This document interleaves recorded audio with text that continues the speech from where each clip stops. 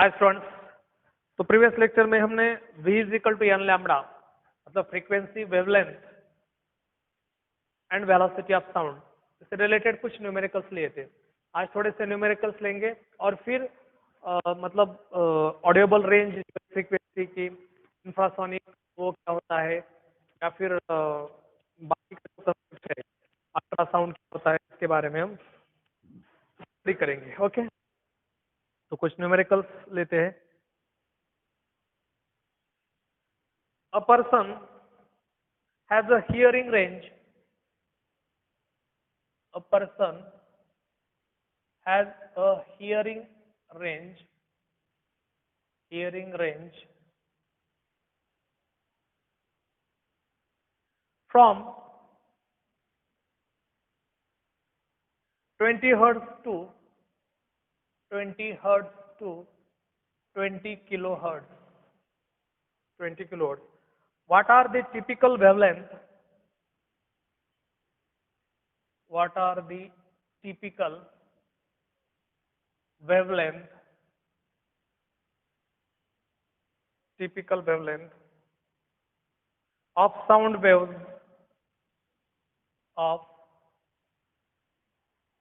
sound waves in air. In air corresponding to these two frequencies. Corresponding to these frequencies.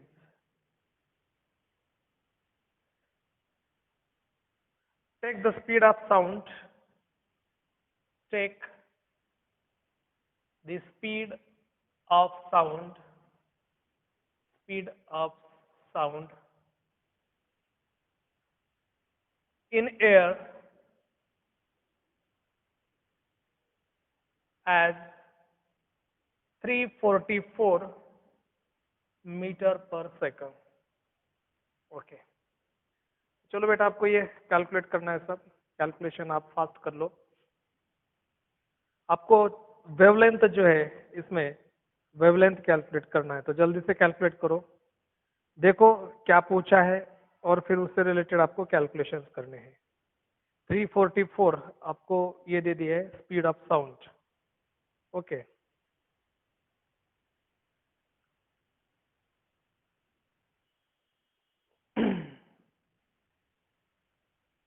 तो यहां पर range दे दिया है V1।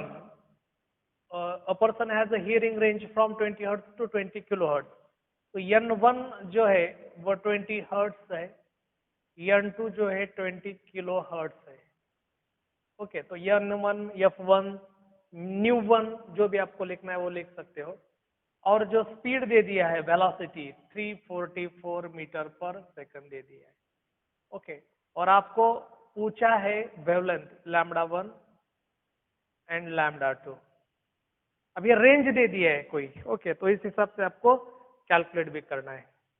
तो अपने पास फार्मूला है v is equal to n lambda. तो lambda is equal to v by n. तो वेलोसिटी जो है, स्पीड ऑफ साउंड या फिर हम बोलेंगे वेलोसिटी ऑफ साउंड एयर में, तो सेम ही 344 दोनों केस में, चाहे वो फ्रीक्वेंसी 20 हर्ट्ज हो या फिर 20 किलो हर्ट्ज हो। ओके, तो हम पहले निकालेंगे λ1, तो v डिवाइडेड बाय n1 आ जाएगा। तो v कितना है 344। ओके, और फ्रीक्वेंसी है 20, तो कितना आता है 17.2 मीटर। इतना आता है क्या, देखो। ओके, कैलकुलेशन करो। 344 डिवाइडेड बाय 20 कितना आता है, देखो 17.2 मीटर। ओके,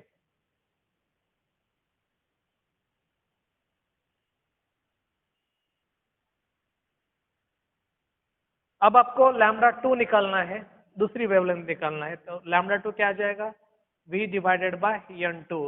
v तो सेम ही रहेगा, velocity of sound in air 344। अब n2 कितना है 20 किलो हर्ट्ज, मतलब क्या है 20,000। ओके, समझ में आ गया, 20 किलो हर्ट्ज मतलब 20,000। तो हम इसको थोड़ा सा आसान बनाते हैं। 344 डिवाइडेड बाय 20 का तो वैल्यू हमारे पास है, into 10 raise to the power हम उसको 3 लिखते हैं यहाँ पर। ओके, तो कितना आ जाएगा 344 into 10 raised to the power -3 divided by 20। तो 344 डिवाइडेड बाय 20 का आंसर है हमारे पास 17.2 into 10 raised to the power -3। इसका मतलब जो हमारा यन लैम्बडा 2 जो है वो कितना आ जाएगा 0.0, 3 डिजिट से इधर आते हैं तो 0.017172 मीटर। तो लैम्बडा 1 अपना आ जाएगा 17.2 और लैम्बडा 2 आ जाएगा 0.0172। ओके, तो इस तरह से इसका आंसर निकाल सकते हैं। ओके, तो थोड़ी सी प्रैक्टिस कर लेते हैं क्योंकि अभी आगे चलकर ऑडियो रेंज फिर ये सब जब हो जाएगा, जैसे कि अल्ट्रासाउंड है, फिर उसके कुछ एप्लीकेशन है। ओके, जैसे सोनार, वहां पर एक एप्लीकेशन है, सोनार का मतलब साउंड नेविगेशन एंड रेंजिंग, वो क्या होता है वो भी हमें देखना है। तो उस ये जो फार्मूला है ये बाद में उस कंसेप्ट में भी हम लगा लेंगे। इसलिए थोड़ा थोड़ा जैसे भी कंसेप्ट होता है तो थोड़े से न्यूमेरिकल्स लेंगे और ज्यादा वो क्लियर हो जाएगा। समझ में आ गया? चलो दूसरा क्वेश्चन देखते हैं।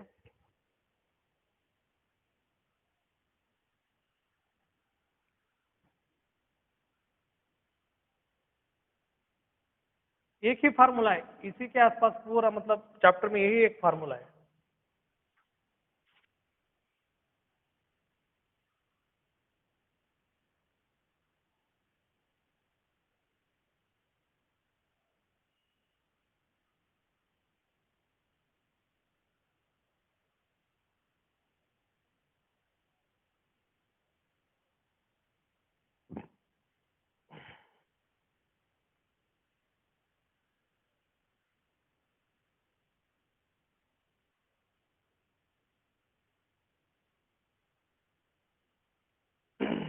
दूसरा क्वेश्चन देखते हैं। A sound wave travels eight A speed of a sound wave travels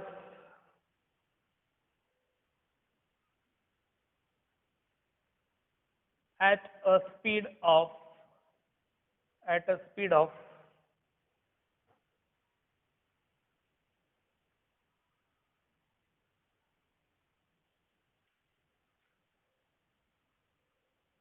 339, जो भी दिया है हम लिखेंगे, metre per second.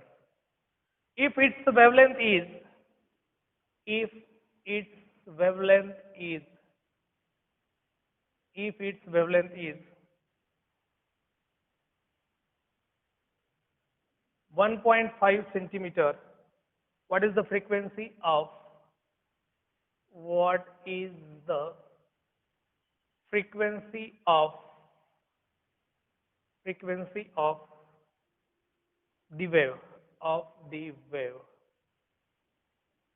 Will it be audible? इसमें और एक पूछा है, will it be audible?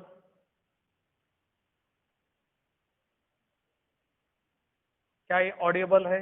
ये भी हमें यहाँ पर स्टडी करना है, ऑडिबल है या फिर नहीं है। ओके, चलो देखते हैं। चलो बेटा, आप कैलकुलेशन करना है। प्रीवियस लेक्चर में कुछ ऐसे क्वेश्चंस हमने ले लिए, इस हिसाब से आपको इसको कैलकुलेट करना है। चलो फास्ट कैलकुलेशन करो और चेक करो।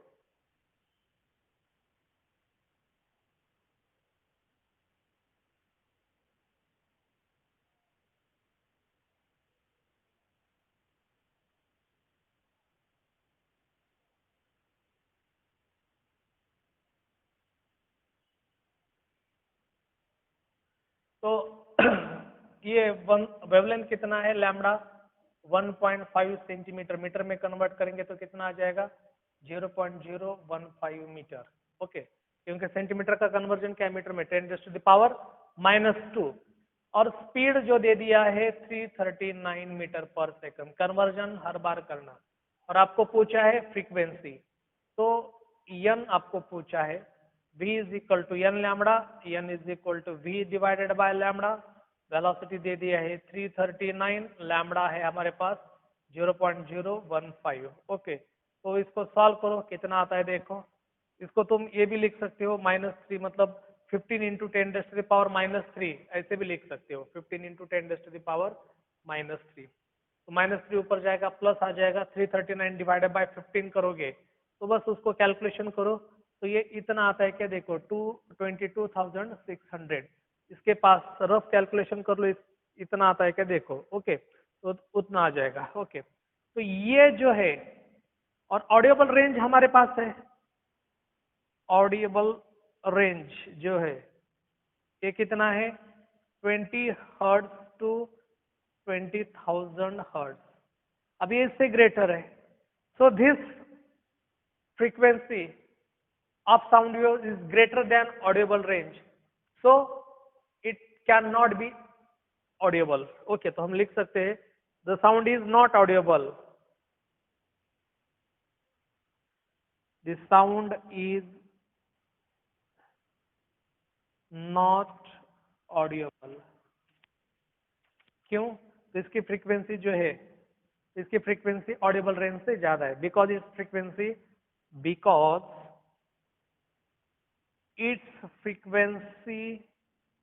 is greater than audible range, audible range। ये भी हम यहां पर लिख सकते हैं। ओके, चलो नेक्स्ट दूसरा देखते हैं। ऐसे छोटे छोटे सवाल आपको पूछे जाएंगे, लेकिन आगे चलकर कुछ बड़े एग्जांपल्स लेंगे हम। ओके, जो कि थोड़े से कॉम्प्लिकेटेड रहेंगे, कंसेप्ट रहेगा उसमें। फार्मूला तो यही अप्लाई करेंगे, हर बार इसी फार्मूले को हम अप्लाई करेंगे, थोड़ा सा कंसेप्चुअल रहेगा। ओके, थोड़ी प्रैक्टिस हो जाए इससे, तो आप फैमिलियर हो जाओगे इस फार्मूले के साथ। फिर कुछ एप्लीकेशन लेवल के क्वेश्चंस भी देख लेंगे। ओके, पहले थोड़ा फैमिलियर हो जाओ।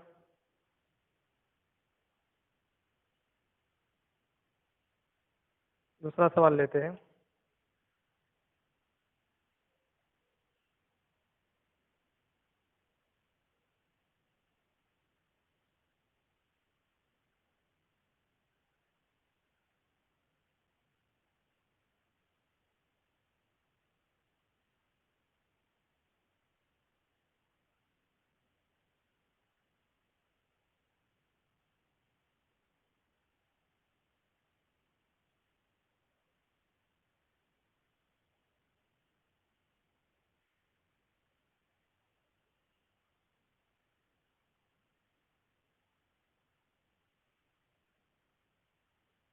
थोड़ा सा एक अलग टाइप से पूछा गया है question.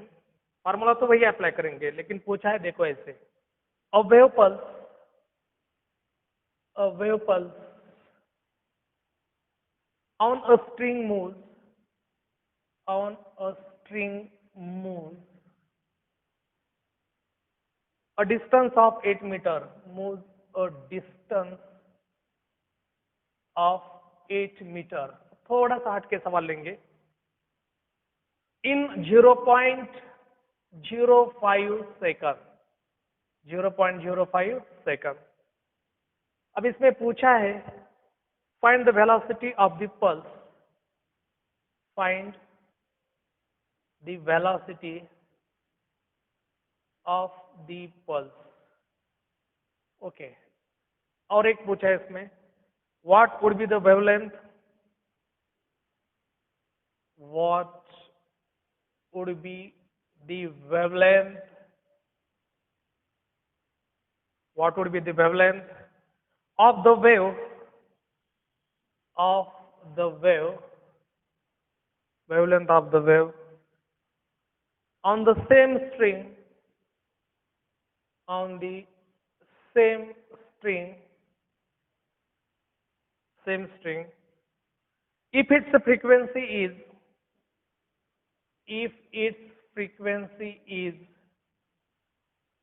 if its frequency is 200 hertz, 200 hertz। चलो दो पूछे इसमें सवाल, वेलोसिटी ऑफ वेव पल्स पूछा है।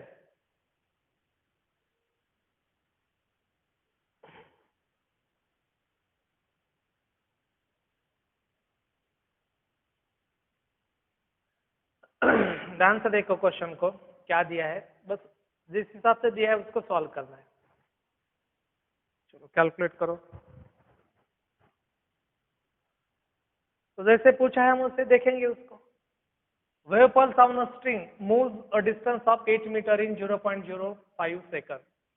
तो वेलोसिटी क्या है? Distance covered, distance covered divided by time taken. यही तो formula, basic formula, time taken. तो डिस्टेंस कवर्ड कितना है? पहले हम ए को सॉल्व करेंगे, वेलोसिटी हमें फाइंड आउट करना है। तो distance covered divide by time taken, distance covered कितना है? 8 मीटर, और टाइम कितना ले रहा है? 0.05। तो कितना आ जाएगा? 8 डिवाइडेड बाय 5 इंटू 10⁻⁻²। इसको सॉल्व करते हैं। That is equal to 8 10⁻² divided by 5। तो ये 1 पॉइंट कितना आ जाएगा? 0.6 इंटू 10⁻²। तो कितना आ जाएगा? 160। Okay, so that is equal to 160 metre per second. तो जो पहले सवाल पूछा था, find the velocity of the pulse. So velocity of the pulse, velocity of the pulse की वेलोसिटी कितनी है? 160 मीटर पर सेकंड। सीधा ये लिख सकते हैं। और फिर तो फार्मूला लगाना है, फ्रीक्वेंसी दे दिया है, वेवलेंथ निकालना है। वी हैव, हमारे पास एक फार्मूला है क्या? v that is equal to n lambda. तो हमें वेवलेंथ लैम्बडा निकालना है, v divided by n। n माने फ्रीक्वेंसी। सो v, यहाँ पर v कितना है? अभी जो हमने निकाला है 160 डिवाइडेड बाय फ्रीक्वेंसी कितना है? 200। तो चलो सॉल्व करो, कितना आता है? कितना आ जाएगा?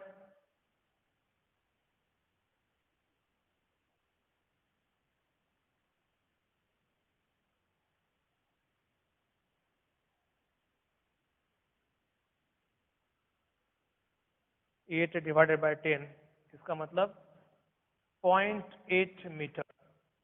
वेवलेंथ कितना आ जाएगा?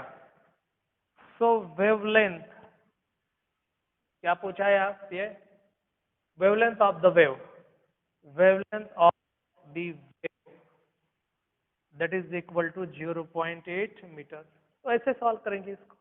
ओके, चलो और देखते हैं। अब इस क्वेश्चन में जब छोटी छोटी बातें निकल के आ रही है ना, तो ये इसका सब एक, हम जब बड़े क्वेश्चन सॉल्व करेंगे, इस ये जो सवाल है, ऐसे क्वेश्चन, तो बाद में बड़े बड़े सवाल बहुत आसानी से आप सॉल्व कर पाओगे। ओके, थोड़ा सा ध्यान ध्यान देना इसकी तरफ। मतलब क्या पूछा है, डेटा क्या है, कैसे डेटा बनाया जा सकता है। ओके, अगर वर्डिंग थोड़ी सी चेंज होती है तो किस तरह से डेटा बनाना पड़ता है। ओके, तो ऐसे छोटे सवालों में आपको प्रैक्टिस करनी होती है।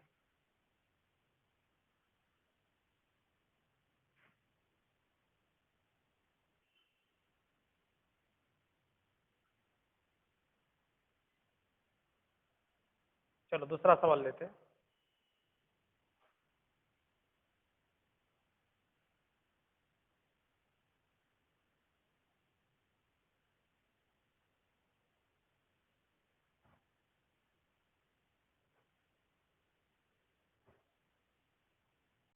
ट्वेंटी फाइव वेव, सॉल्व करो इसको। Pass through a point, pass through a point, wording की तरफ ध्यान देना। इन 5 second, in 5 second, in 5 second, if the distance between, if the distance between one crest and the adjacent trough, and the adjacent trough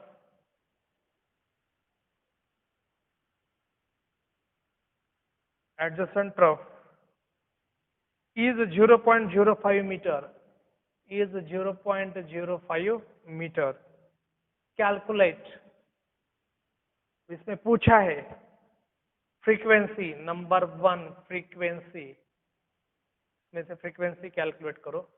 number 2 wavelength, तो बेटा जल्दी से solve करो। और 3 पूछा है wave velocity. Wave velocity, wave velocity. चलो fast calculate करो और जो भी आंसर आएगा फिर मेरे रिजल्ट के साथ आपको टैली करना है उसको।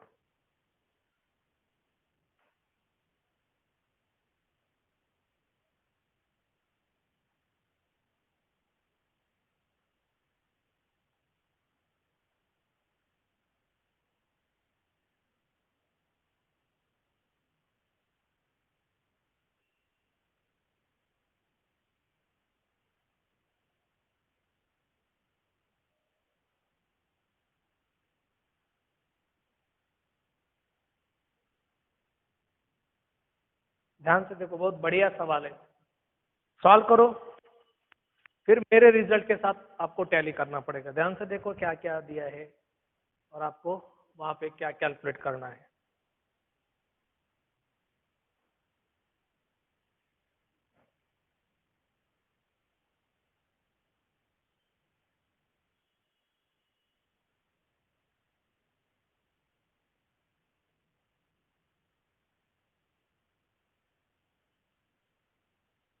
"25 waves passes through a point in 5 seconds.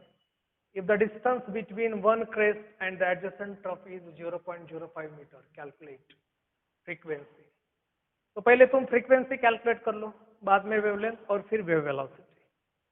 तो फ्रीक्वेंसी कैसे कैलकुलेट करोगे? अब यहां पर देखो क्या दिया है, 25 waves passes through a point in 5 second.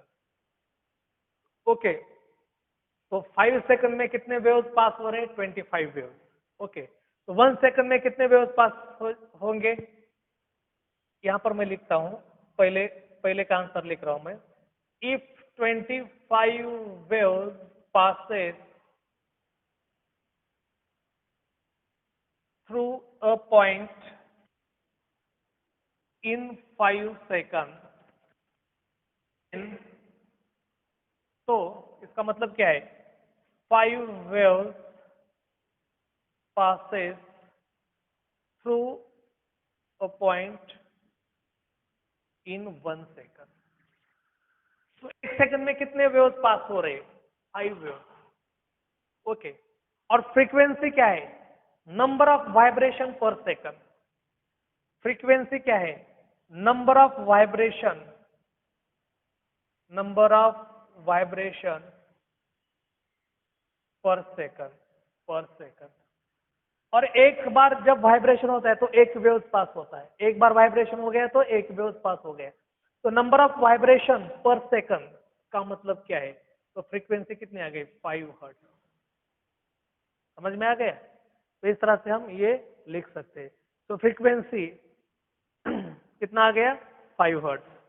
Okay, तो ये 25 डिवाइड बाय 5 भी यहाँ पर कर सकते हो, तो ये कितना आता है? 5।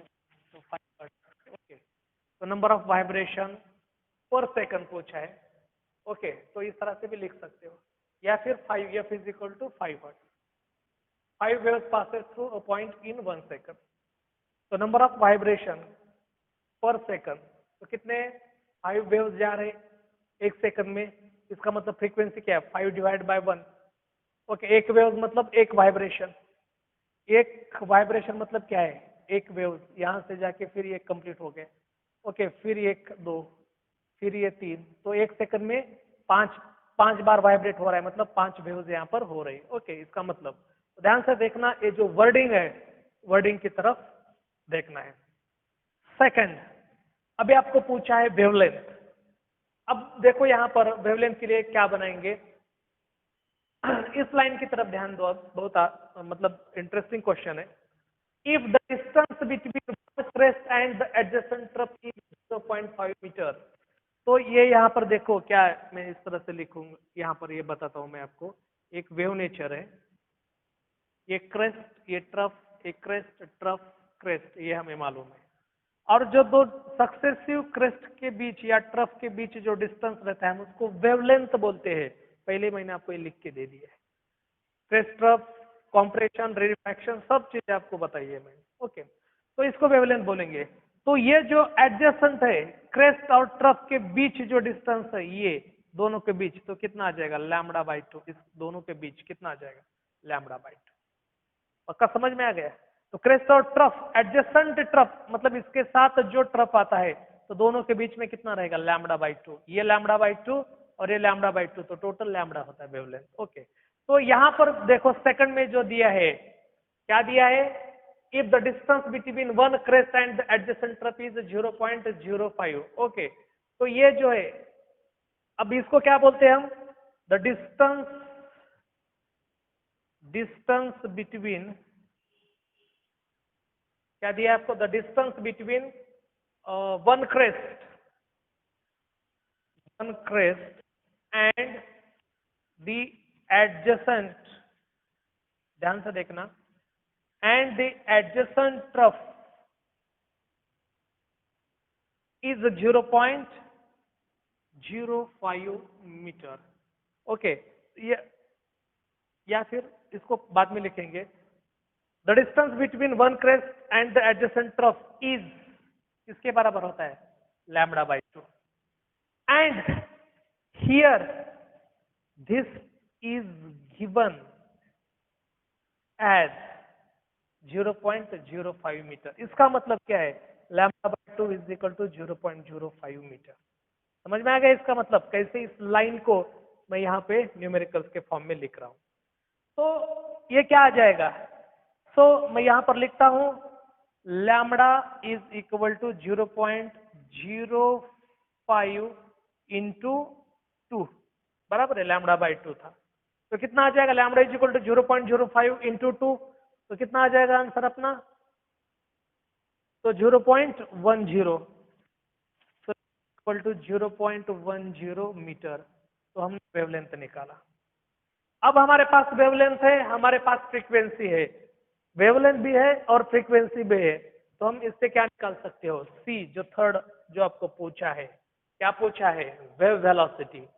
तो हमारे पास वेव वेलोसिटी इस तरह से कैलकुलेट करेंगे हम। So wave velocity is equal to, v is equal to क्या है, n लैम्बडा, तो हमने लैम्बडा भी निकाला है, फ्रीक्वेंसी, अच्छा ये f लिखा है यहाँ पर, तो ये number of vibration per second n लिखते हैं, क्योंकि हर बार n लिख रहे हैं ना हम फ्रीक्वेंसी को, तो n ही लिखेंगे, तो n लैम्बडा। तो हमारे पास n कितना है 5, लैम्बडा कितना है 0.10, तो कितना आ जाएगा 5 इंटू 0.10, तो 0 पॉइंट कितना आ जाएगा ये, तो that is 0.5 metre per second.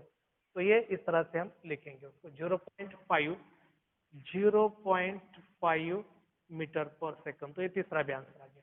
तो ऐसे सवाल हम इस तरह से उसको कैलकुलेट कर सकते हैं। अब ये जो वर्डिंग धीरे धीरे बदलते जा रही है, पहले हम भी मतलब फ्रीक्वेंसी क्या जाता था, लैम्बडा दिया जाता था, वेव वेलोसिटी निकालो, या फिर वेव वेलोसिटी दिया है, लैम्बडा दिया है, मतलब वेवलेंथ दिया है, फ्रीक्वेंसी निकालो, ये तो डायरेक्टली हम निकाल सकते हैं। अब थोड़ा सा जो वर्डिंग जो हमने स्टडी किया है, इसलिए तो कैरेक्टरिस्टिक्स हर एक के, मतलब ट्रांसवर्स वेव या फिर लॉन्जिट्यूडनल वेव, हर एक के मतलब बहुत डीप में ले लिया, तो ये वेवलेंथ कौन सा पार्ट रहता है, ये सब हमने बताया वहां पे वेव नेचर में सब। ओके, तो अब इसका मतलब वो जो वहां पर हम स्टडी किए थे, ये प्रॉपर एप्लीकेशन हम इस तरह से कर सकते हैं और उसको सॉल्व कर सकते हैं। तो धीरे धीरे थोड़े एप्लीकेशन को भी हम बढ़ाते चलेंगे। ओके, कभी कभी क्या होता है, प्रॉपर वर्डिंग समझ में नहीं आती, तो हम क्वेश्चन को सॉल्व नहीं कर पाते। ओके, ध्यान से देखना है, इससे सवाल किस तरह से आपको पूछा जाता है। ओके, चलो नेक्स्ट।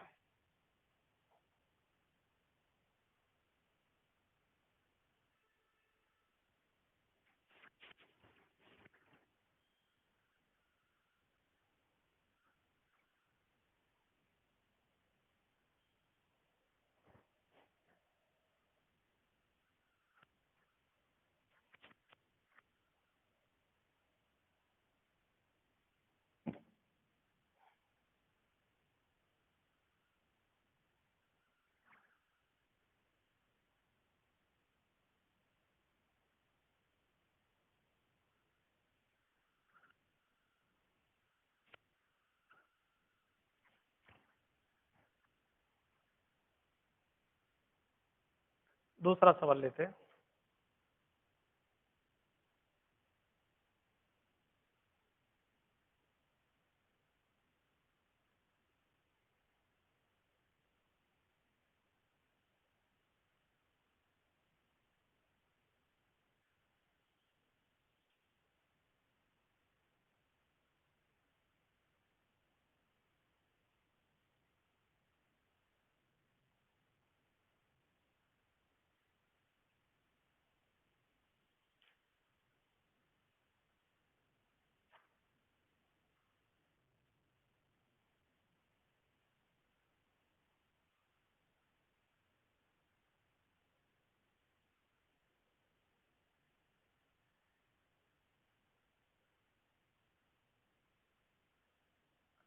इसको सॉल्व करो। अ पर्सन, ऐसा हो चुका है, बस वैल्यू बदल के दे रहा हूं। अच्छा नहीं हो गया है शायद, ये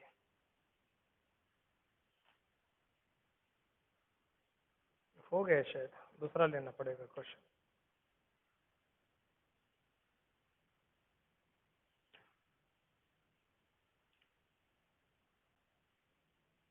चलो, a person is listening, wording की तरफ ध्यान दो, listening to a tone of, to a tone of 500 hertz, 500 hertz, sitting at a distance of, sitting at a distance of, at a distance of, at a distance of 450 meter, 450 meter from the source of, from the source of the sound, of the sound. What is the time interval? What is the time interval? Time interval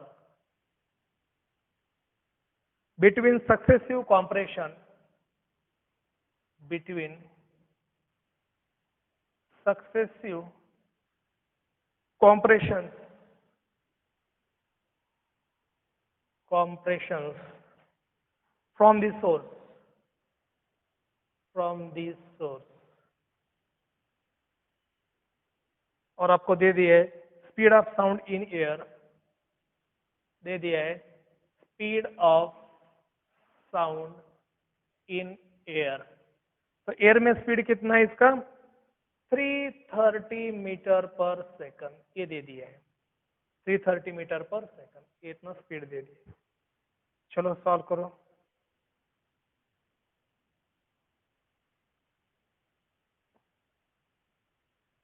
इस time period निकालना है, बहुत आसान है, question की तरफ ध्यान दो। बहुत मतलब बहुत ही आसान है इसका आंसर। देखो, तो फ्रीक्वेंसी हमें दे दिया है 500 हर्ट्ज, और हमारे पास फ्रीक्वेंसी का formula n is equal to 1/t, तो t that is equal to 1/n, बस यही निकालना था। तो 1/500 हर्ट्ज तो कितना आता है? 0.002, कितना आ जाएगा ना, 0.002 second.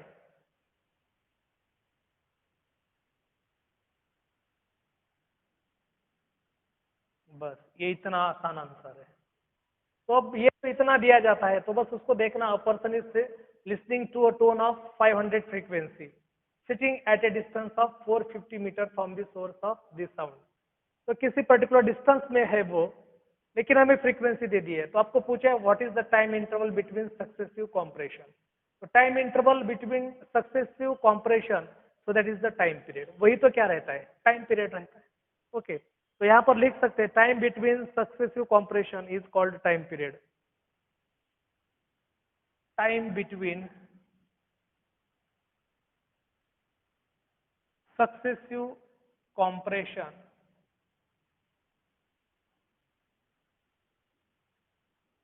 is called time period। इसी को भी हम टाइम पीरियड बोलते हैं। सक्सेसिव कॉम्प्रेशन के बीच में जो भी टाइम रहता है उसको हम टाइम पीरियड बोलते हैं। एक वेव कंप्लीट करने के लिए, मतलब टाइम पीरियड की डेफिनेशन हमने क्या बताई थी? Time required to complete one wave. Okay, तो ये एक वेव यहाँ तक, मतलब ये जो यहाँ से यहाँ तक एक कंप्लीट वेव बनाता है। ओके, यहाँ से लेके यहाँ तक, या फिर यहाँ से लेके यहाँ तक एक वेव बनाता है। ये कॉम्प्रेशन है, ये कॉम्प्रेशन है। ओके, इस ये फॉर्म में भी आप देख सकते हैं, ये कॉम्प्रेशन, रेरिफैक्शन, और फिर ये कॉम्प्रेशन, ये दोनों के बीच का टाइम पीरियड। या फिर कॉम्प्रेशन मतलब हायर डेंसिटी वाला, ये लोअर डेंसिटी वाला ट्रफ। तो सक्सेसिव कॉम्प्रेशन के बीच जो भी मतलब एक वेव मतलब टाइम पीरियड का डेफिनेशन हमने क्या लिया था, तो time required to complete one wave, एक वेव कंप्लीट करने के लिए कितना टाइम लगता है उसको हम टाइम पीरियड बोलते हैं। तो कॉम्प्रेशन एक वेव कंप्लीट करता है तो ये जो इसके बीच के जो भी टाइम रहेगा उसको टाइम पीरियड बोलते हैं। और फ्रीक्वेंसी क्या है, that is equal to 1/t। Okay, time period, तो t is equal to 1/n, तो 1/500। तो ये बाकी का जो दिया है डेटा 450, ये तो कंफ्यूजन के लिए, इसका मतलब कोई मतलब ही नहीं यहाँ पर। तो टाइम पीरियड पूछा है तो कितना आ जाएगा, 0.002 सेकंड। तो इस तरह से ये क्वेश्चन सॉल्व कर सकते हैं। समझ में आ रहा है? तो नेक्स्ट लेक्चर में हम अब थोड़ा सा थ्योरी पार्ट लेके कंटिन्यू करेंगे और फिर कुछ न्यूमेरिकल्स लेंगे। ओके।